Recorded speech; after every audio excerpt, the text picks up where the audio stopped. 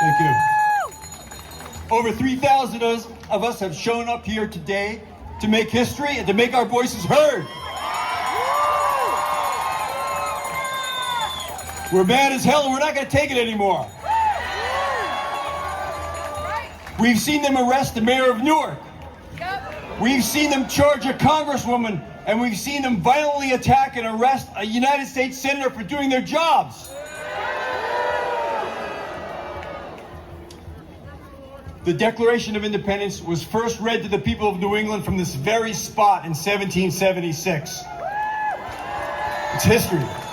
And today, we're here to say that our parents handed a democracy to us, and we are not going to hand a dictatorship to our children. We're here to say that we're ruled by the Constitution, not by a king.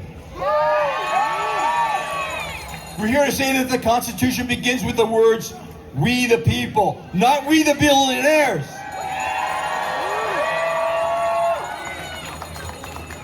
We're here to say that we're the ones who like to teach people to read, not burn books. We're the ones who heal people, not make them sick. We're the ones who bring people out to vote, not the ones trying to stop people from voting. And we're here to say that we're not only going to fight fascism and win, but we're going to come out of it stronger and more resilient to criminals who want to be kings in the future. It's not going to be easy. It's not going to be easy at all. But the framers fully expected that domestic enemies of the Constitution would emerge one day, and they made it our sacred duty to defend it from them. Now, that moment has arrived. The Republicans in Congress are letting Trump violate the Constitution and our basic rights in any way he wants. And by the way, I don't even want to say his name. So I'm going to use a word jumble to turn the letters of the name Donald Trump into Lord Dampnut. So when I say Lord Dampnut, you'll know who I'm talking about, right? It fits him. So yeah. Lord Dampnut's presidency should have ended when he turned the White House into a cryptocurrency platform. It should have ended when he started disappearing people off the streets. And it should end now because of the crises and chaos he's creating to push through his Nazi agenda in LA and everywhere else. Now, our only way out of this dystopian dumpster fire is by throwing his MAGA cult out of Congress in the 2026 midterm elections. Remember, it used to get me so pissed off. Yeah, only I can fix it. He said, well, right now only you can stop the march of Lord Dampnut's criminal regime by exercising the right to vote that so many Americans have fought for and died for. Your right to vote. But we're in a fight. We're in a fight now because MAGA has launched a full-scale attack on your right to vote. That's their whole strategy. That's how they plan to make America into a fascist dictatorship and never leave power.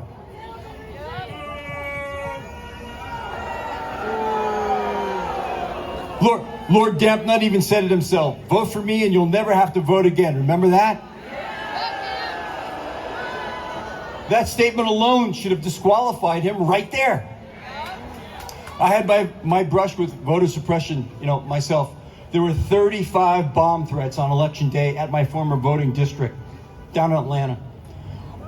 Over 100 other counties across the country were hit by bomb threats on that day.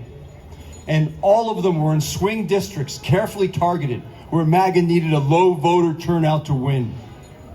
There's a name for people who use fear as a weapon. Terrorists. Terrorists. They're the terrorists. And by the way, the FBI, and not this current one under Kash Patel, come on. They traced many of those calls and IP addresses directly back to Lord Dampnut's pal, Putin, in Russia. And now Lord Davenant has put an election denier in charge of the Department of Justice. Normally, the department is on the side of voters. The voting rights section of the DOJ ensures that voting rights are protected. Well, not under Pam Bondi. No. In a watershed moment for this nation, she has turned the Department of Justice into an enemy of the voters. They're using our own tax dollars to file voter suppression lawsuits that will disenfranchise us.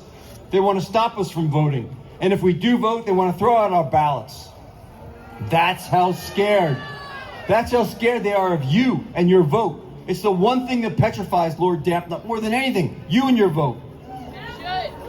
But I'm seeing something else happening. I'm seeing that their cruelty and corruption is awakening a sleeping giant.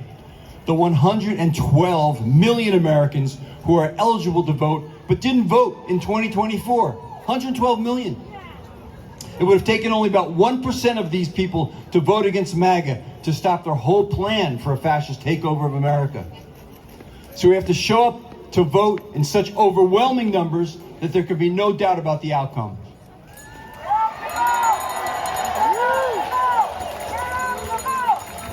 You will make the choice whether to live as free people under the rule of law in a democracy or as slaves under the whims of a dictator. In closing, I want to remind you that exactly 250 years ago, Paul Revere rode through the night to deliver a warning that a crazy king had sent troops against the people of Lexington and Concord, just up the road from here. Paul's warning allowed people to band together in time to send the British troops scurrying away in the first battle of the Revolution. Today, we are all Paul Revere.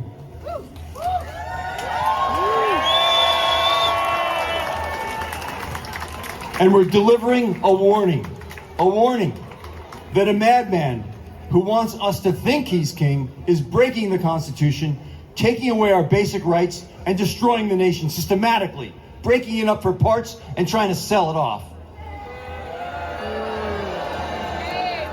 But just like those early Americans, we stand here today for the rule of law, and we will never bow to a tyrant. Never. Amen.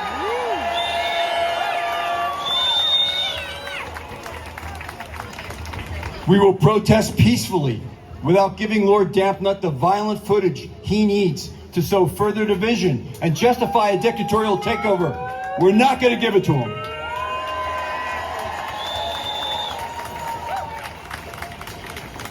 We will see through the propaganda and lies that he puts out constantly and that the media rebroadcasts. We need to remain determined and unified against hate and bigotry through the months ahead.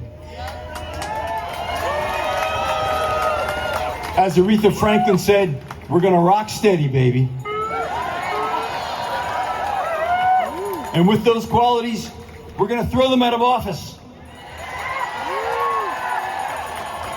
And we're not going backwards as a nation. We're going forwards.